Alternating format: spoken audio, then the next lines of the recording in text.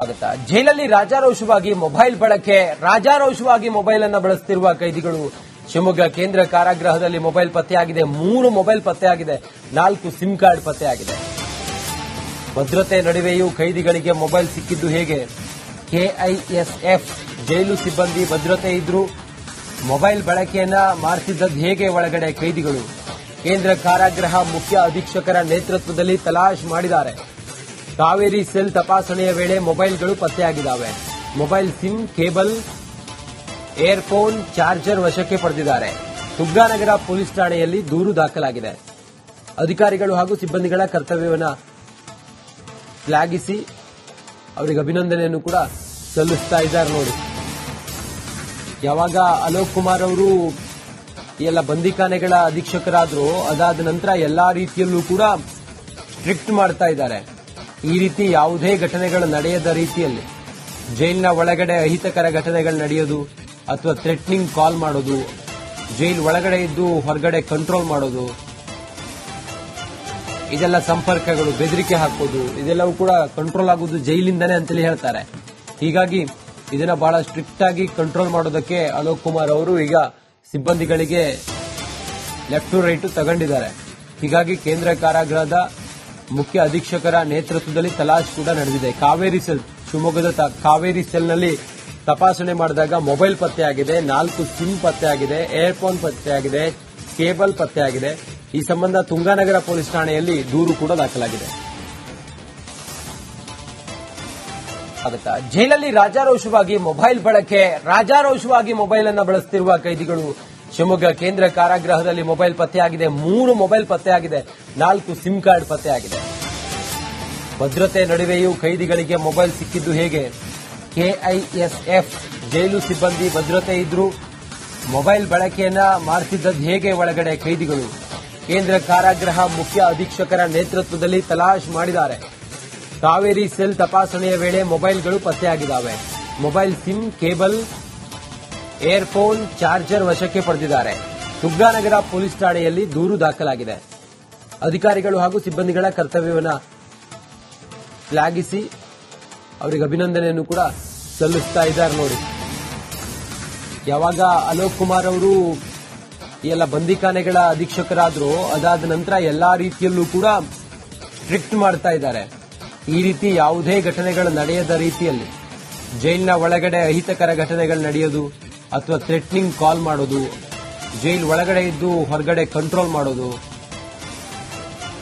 ಇದೆಲ್ಲ ಸಂಪರ್ಕಗಳು ಬೆದರಿಕೆ ಹಾಕೋದು ಇದೆಲ್ಲವೂ ಕೂಡ ಕಂಟ್ರೋಲ್ ಆಗೋದು ಜೈಲಿಂದನೇ ಅಂತೇಳಿ ಹೇಳ್ತಾರೆ ಹೀಗಾಗಿ ಇದನ್ನ ಬಹಳ ಸ್ಟ್ರಿಕ್ಟ್ ಆಗಿ ಕಂಟ್ರೋಲ್ ಮಾಡೋದಕ್ಕೆ ಅಲೋಕ್ ಕುಮಾರ್ ಅವರು ಈಗ ಸಿಬ್ಬಂದಿಗಳಿಗೆ ಲೆಫ್ಟ್ ಟು ರೈಟ್ ತಗೊಂಡಿದ್ದಾರೆ ಹೀಗಾಗಿ ಕೇಂದ್ರ ಕಾರಾಗೃಹದ ಮುಖ್ಯ ಅಧೀಕ್ಷಕರ ನೇತೃತ್ವದಲ್ಲಿ ತಲಾಶ್ ಕೂಡ ನಡೆದಿದೆ ಕಾವೇರಿ ಸೆಲ್ ಶಿವಮೊಗ್ಗದ ಕಾವೇರಿ ಸೆಲ್ನಲ್ಲಿ ತಪಾಸಣೆ ಮಾಡಿದಾಗ ಮೊಬೈಲ್ ಪತ್ತೆಯಾಗಿದೆ 4 ಸಿಮ್ ಪತ್ತೆಯಾಗಿದೆ ಏರ್ಫೋನ್ ಪತ್ತೆಯಾಗಿದೆ ಕೇಬಲ್ ಪತ್ತೆಯಾಗಿದೆ ಈ ಸಂಬಂಧ ತುಂಗಾನಗರ ಪೊಲೀಸ್ ಠಾಣೆಯಲ್ಲಿ ದೂರು ಕೂಡ ದಾಖಲಾಗಿದೆ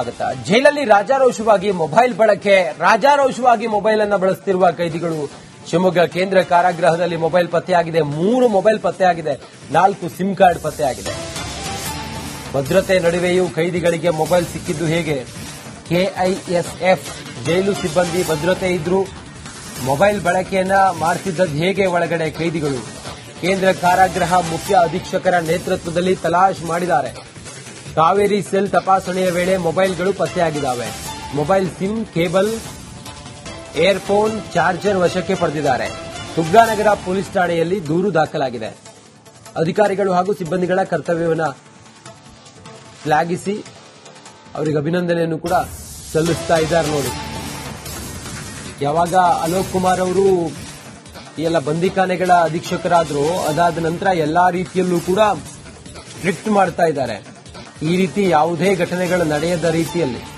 ಜೈಲಿನ ಒಳಗಡೆ ಅಹಿತಕರ ಘಟನೆಗಳು ನಡೆಯೋದು ಅಥವಾ ಥ್ರೆಟ್ನಿಂಗ್ ಕಾಲ್ ಮಾಡೋದು ಜೈಲ್ ಒಳಗಡೆ ಇದ್ದು ಹೊರಗಡೆ ಕಂಟ್ರೋಲ್ ಮಾಡೋದು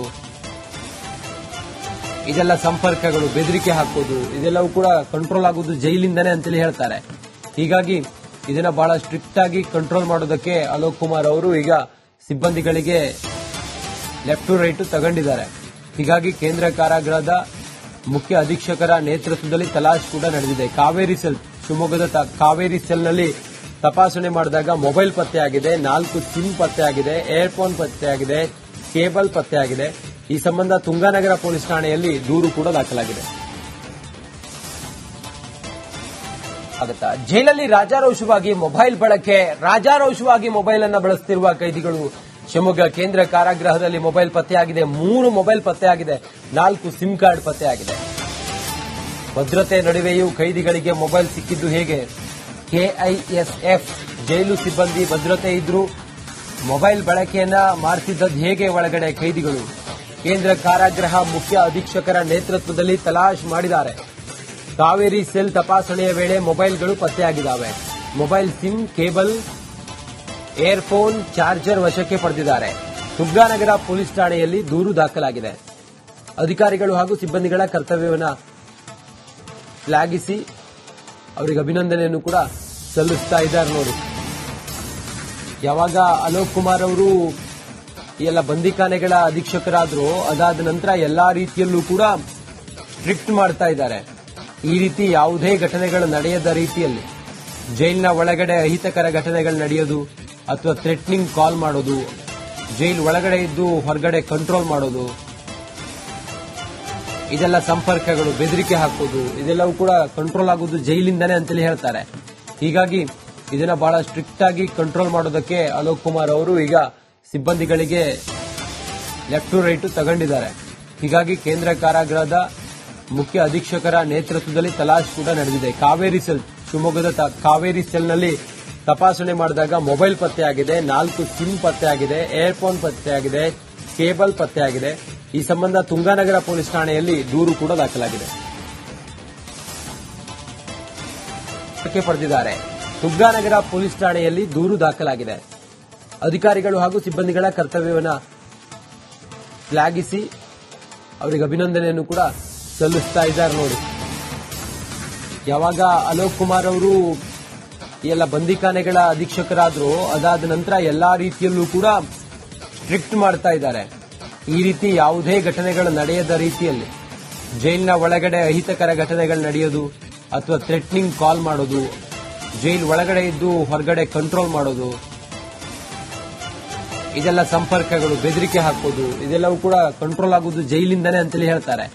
ಹೀಗಾಗಿ ಇದನ್ನ ಬಹಳ ಸ್ಟ್ರಿಕ್ಟ್ ಆಗಿ ಕಂಟ್ರೋಲ್ ಮಾಡೋದಕ್ಕೆ ಅಲೋಕ್ ಕುಮಾರ್ ಅವರು ಈಗ ಸಿಬ್ಬಂದಿಗಳಿಗೆ ಲೆಫ್ಟ್ ಟು ರೈಟ್ ತಗೊಂಡಿದ್ದಾರೆ. ಹೀಗಾಗಿ ಕೇಂದ್ರ ಕಾರಾಗೃಹದ ಮುಖ್ಯ ಅಧೀಕ್ಷಕರ ನೇತೃತ್ವದಲ್ಲಿ ತಲಾಶ್ ಕೂಡ ನಡೆದಿದೆ. ಕಾವೇರಿ ಸೆಲ್, ಶಿವಮೊಗ್ಗದ ಕಾವೇರಿ ಸೆಲ್ನಲ್ಲಿ ತಪಾಸಣೆ ಮಾಡಿದಾಗ ಮೊಬೈಲ್ ಪತ್ತೆಯಾಗಿದೆ, 4 ಸಿಮ್ ಪತ್ತೆಯಾಗಿದೆ, ಏರ್ಫೋನ್ ಪತ್ತೆಯಾಗಿದೆ, ಕೇಬಲ್ ಪತ್ತೆಯಾಗಿದೆ. ಈ ಸಂಬಂಧ ತುಂಗಾನಗರ ಪೊಲೀಸ್ ಠಾಣೆಯಲ್ಲಿ ದೂರು ಕೂಡ ದಾಖಲಾಗಿದೆ.